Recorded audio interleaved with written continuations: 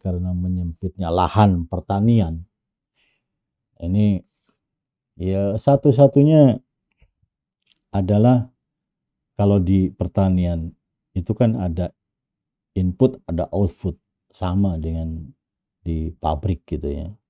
Karena kita mengacu kepada hukum Lebig itu, kekurangan satu hara saja itu akan menjadi faktor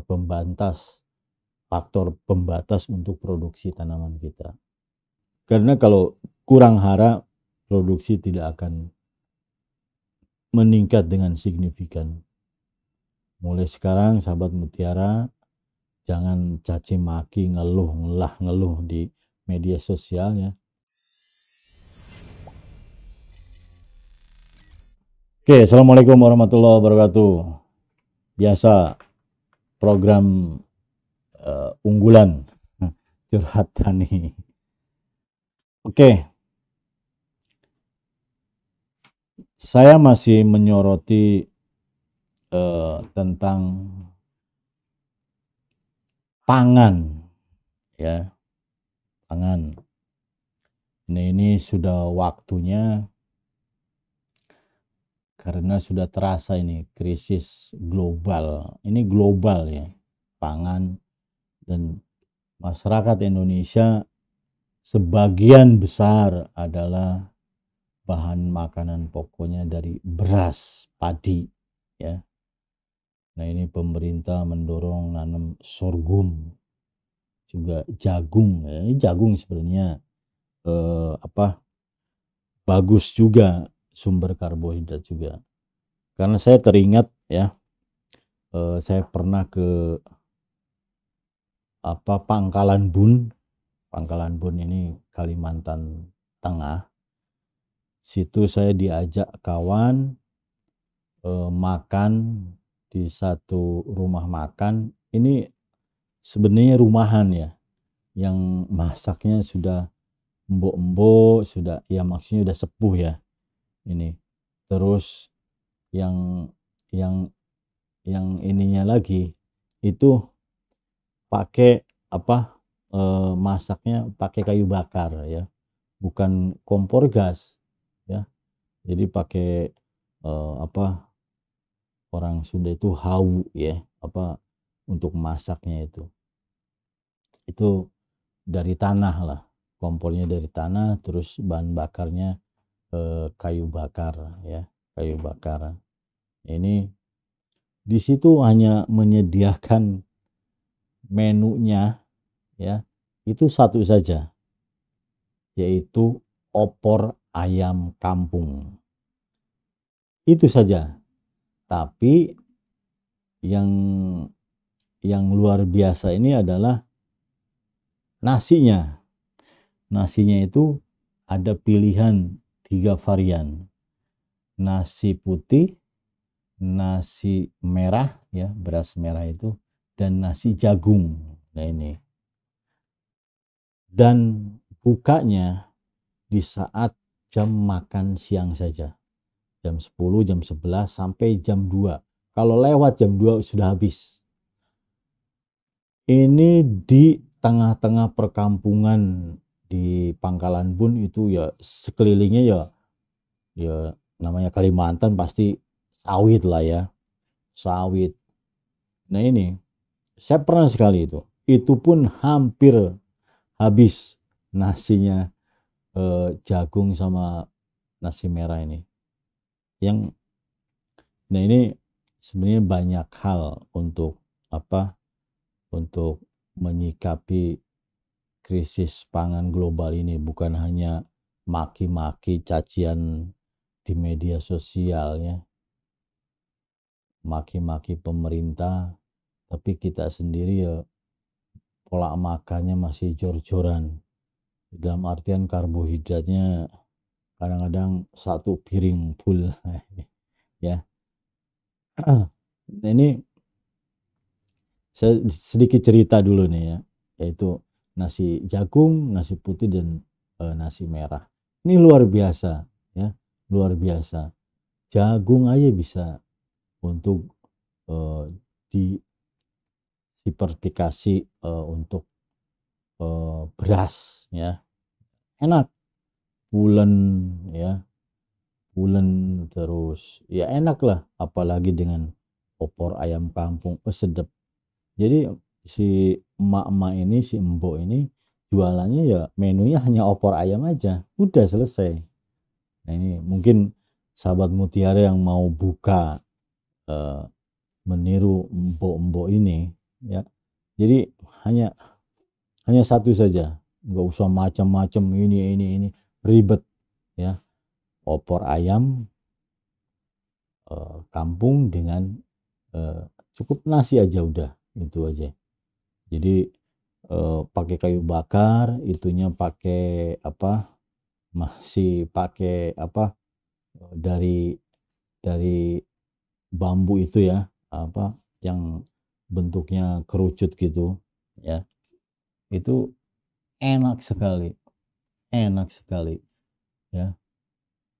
Jadi ya kembali lagi ke krisis pangan global ya. Nah ini lahan sudah menyempit ya, karena pertumbuhan penduduk juga luar biasa. Indonesia ya saat ini sudah 270-an lebih jumlah penduduknya. Nah itu perlu makan, dan makannya hampir semuanya nasi ya. Ya mungkin hanya 5-10% lah yang makan nggak pakai nasi ya. Ini luar biasa. Nah ini karena menyempitnya lahan pertanian, ini ya satu-satunya adalah kalau di pertanian itu kan ada input, ada output, sama dengan di pabrik gitu ya. Ada inputnya, ada outputnya. Nah ini. Nah sekarang bukan lagi berbicara luas berapa. Nah ini. Karena apa? Ya lahan pun sudah mulai nyempit. Alhamdulillah air sudah beberapa bendungan embung ya. Malah embung ini untuk menampung air hujan ya. Itu malah udah ratusan mungkin ribuan dibangun oleh pemerintah ya. Nah, ini yang perlu ya kita ini adalah inputnya. Salah satunya apa? Pemupukan. Nah ini ya karena apa? Untuk meningkatkan produktivitas dari tanaman padi khususnya, karena sebagai sumber pangan itu pemupukan yang berimbang. Kita sudah enggak zaman lagi hanya menggunakan NPK, nitrogen, fosfat, dan kalium. Nggak bisa sekarang, nggak bisa ya. Untuk meningkatkan produksi hasil panen, yield, itu ya harus dilengkapi semua haranya. N, P, K, kalsium, magnesium, sulfur, boron, zinc, MO, Mn, Fe, ya, molybdenum, harus semua dilengkapi ya. Jadi mikronya lengkapi, makronya apalagi. Nah ini kalau kita hanya menggunakan NPK ya, peningkatannya nggak akan signifikan ya, karena kita mengacu kepada hukum Lebig itu, kekurangan satu hara saja itu akan menjadi faktor pembatas untuk produksi tanaman kita ya. Bukan hanya durian saja, kalau kurang haranya nggak enak ya, mengkal. Padi pun sama ya produksinya. Kita oke lah menggunakan varietas yang memang potensi genetik untuk menghasilkan misalnya 12 ton. Nah, tapi kan yield itu harus didukung selain genetik juga adalah lingkungan. Lingkungannya salah satunya adalah pupuk sumber matahari, sumber energi ya, air, manajemen yang baik. Nah ini ya bukan berarti kami bergerak di bidang pupuk harus, ya enggak juga, ini kenyataan, ini keniscayaan ya. Karena kalau kurang hara, produksi tidak akan meningkat dengan signifikan. Mulai sekarang sahabat Mutiara, jangan caci maki, ngeluh di media sosial ya. Jadi untuk meningkatkan dan membantu krisis global pangan ini ya, salah satunya dengan pemupukan yang lengkap, yang berimbang. Bukan hanya NPK saja, sekarang sudah enggak zamannya karena lahan semakin sempit ya, apalagi di Jawa, enggak peduli itu tanah pertanian yang subur apa, kadang-kadang ya properti sudah tumbuh menjamur di mana-mana ya. Ini ya enggak tahulah kebijakan ya, kadang-kadang kita menyalahkan pusat, presiden. Tapi ingat, sekarang adalah otonomi daerah. Sudah sejak 2000 pemerintahan Gus Dur itu ya, 2001 2004 itu ya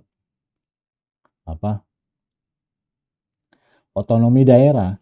Jadi daerah yang merencanakan, daerah yang memegang anggaran APBD, enggak lagi diatur dari pusat APBD-nya. Ya kalau pemerintahan daerahnya cerdas, memihak kepada pembangunan daerahnya, ya bagus hasilnya. Tapi kalau pemerintahan daerahnya korup, ya, ini bisa-bisa ada daerah yang tereliminasi ya, karena miskin tadi. Ya, sekarang anggaran daerah yang pegang, dia mau merencanakan apa, ini dibahas bersama-sama dengan DPRD.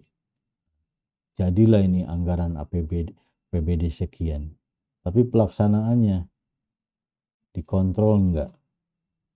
Nah ini kalau enggak dikontrol, dibiarkan saja ya, hasilnya enggak akan bagus ya. Apalagi nih krisis global ini yang pegang misalnya Kerawang, Subang, Indramayu, yang pusat beras ini kalau di Jawa, terus Jawa Timur sana ya.